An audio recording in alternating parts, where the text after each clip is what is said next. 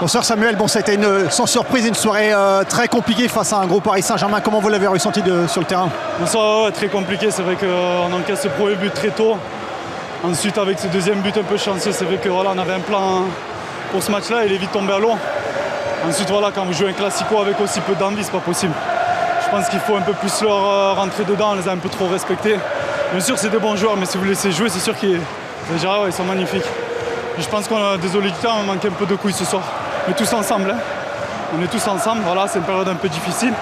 On va se relever et il y aura un match retour à la maison. On les attendra comme il faut aussi.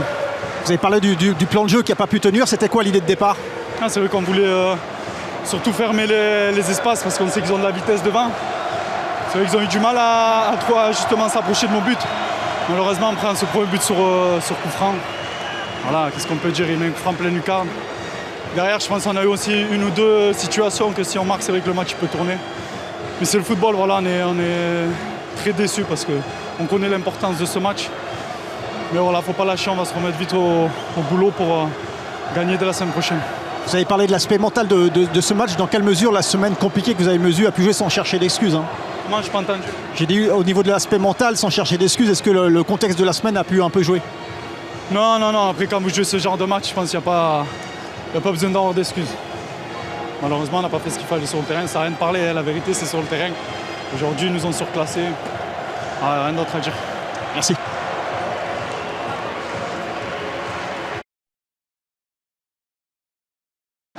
Bonsoir Randall, bon, premier classique, premier but pour vous, c'est un peu la soirée parfaite, hein. Ouais, c'est une soirée magique, inoubliable je pense, pour nous et pour les supporters. On a essayé de marquer le coup, on l'a très bien fait. Et je pense qu'on peut être très fiers de nous de ce match.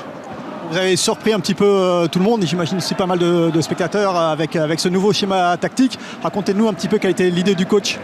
C'était de jouer notre jeu, de bien attaquer les espaces, d'avoir la possession de ce match. On l'a très bien fait. Et ensuite, on a eu les occasions, on les a mis au fond. Et je pense que c'est un match complet, on peut être fiers de nous.